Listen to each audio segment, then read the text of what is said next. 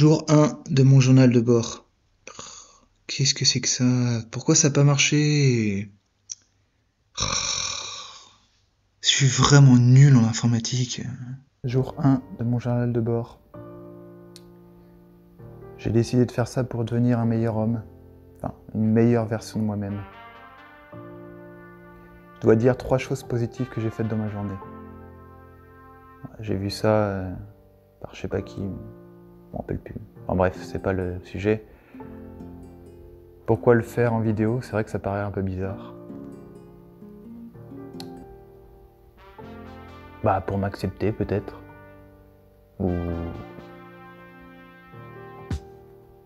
C'est vrai que si quelqu'un tombe là-dessus.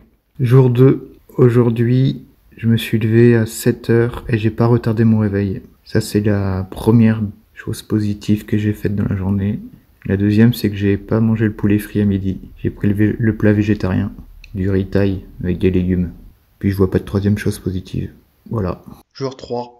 Aujourd'hui, un type m'a demandé: est-ce que tu connais le bonheur des dames? Ça sonne bien, au bonheur des dames. Un lieu où les femmes trouveraient leur bonheur. J'ai réfléchi quelques instants et je me suis dit, où est-ce que cela peut être? J'ai pensé à une discothèque. Discothèque, boîte de nuit, nightclub. Ouais, je sais, c'est la même chose. Ouais, j'ai dit les trois pour éviter de passer pour un ringard, si ça se trouve. Il existe déjà un autre mot, et je passe pour un ringard. Et même, allons plus loin, la nouvelle génération, the next gen, comme disaient les Anglais, ou les Américains. Elle voudra se démarquer des anciennes, forcément. Elle va adopter un nouveau langage. Il y a eu le verlan, l'argot, et tous les autres trucs, Kwakubé, machin. Il y en aura d'autres, hein. Ce que je veux dire, c'est, quoi qu'il en soit, je terminerai en ringard. Même le mot ringard est ringard.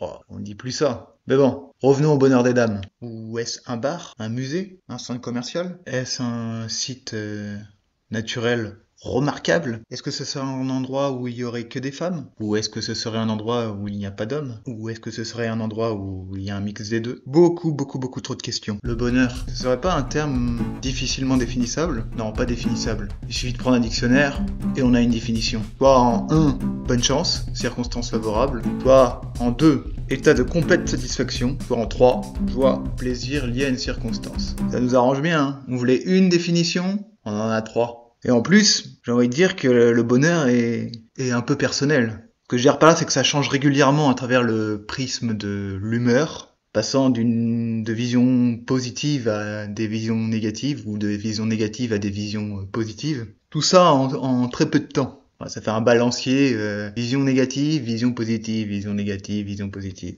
Même les plus aguerris au bonheur, ceux qui ont écrit des livres de développement personnel, bah même eux, ils connaissent aussi le contraire du bonheur. Je relance l'éternel débat. Est-ce que l'argent fait le bonheur? Là, il y en a qui vont me dire oui, il y en a qui vont me dire non. Donc ce sera un terme difficilement appréhendable. Il n'y a pas une réponse, mais autant qu'il y a d'individus sur Terre. Tout du moins, ceux qui s'arrêtent pour entreprendre cette réflexion. On peut au moins se mettre d'accord que le bonheur ne se retrouve pas dans l'accumulation. L'accumulation au sens de j'accumule de l'argent, des objets, des œuvres d'art, des terres, des maisons, des entreprises, que vous voulez, tout ce qui peut s'accumuler. On peut s'accorder là-dessus? Que le bonheur ne se retrouve pas dans l'accumulation? Non? Bon, on se mettra pas d'accord alors. Pour moi, l'endroit du bonheur, ce serait un endroit où la montagne, la mer, le ciel se côtoient ensemble. Le soleil leur donnant sa lumière avec ses rayons, mais une lumière différente chaque jour, dévoilant les 1001 facettes de la courbure de la montagne, du scintillement des vagues. Un lieu où les arbres, les animaux, les humains, voyant cette beauté, décident de s'y installer, de s'aimer et de vivre. Chacun les uns pour les autres. Ça, c'est ma vision. Ma vision du bonheur des dames. Mais en vrai, je suis un homme, alors...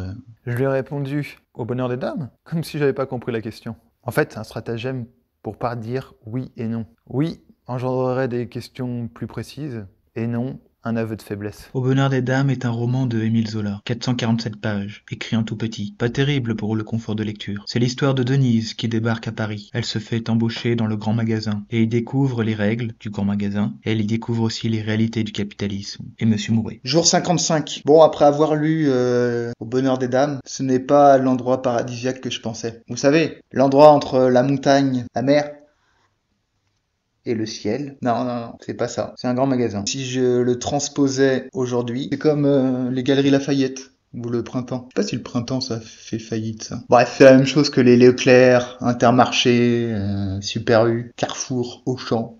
Je sais pas si j'en ai oublié. Pour ma part, j'en retiens 2 points. Le premier, la mort du petit commerce. Nul ne peut s'opposer au mouvement industriel. Ils font des économies d'échelle qui engendrent une baisse du coût de production, qui engendre une production de masse, qui engendre une baisse du prix de vente, qui engendre une augmentation des clients et des ventes. Représente pour le petit commerce la mort. Le deuxième point, c'est la question du désir. Ici, le désir d'acheter. Création du manque, création de l'événement, création d'une mode, nécessité d'acheter. Tout le monde y gagne, les clients, les employés mieux rémunérés et le patron, Monsieur Mouret. Mais est-ce que cela veut dire que les Intermarchés, Leclerc, Auchan, Carrefour, Super U sont à l'origine de la mort des centres-villes? Pour conclure, Au bonheur des dames, c'est plus un endroit destructeur qu'un endroit où on trouve le bonheur. Mais ça, ce que j'en dis, moi je suis pas écrivain, je suis un homme, que le bonheur des femmes est lié à la femme. Comme dirait Monsieur Mouret, le patron du magasin Au bonheur des dames.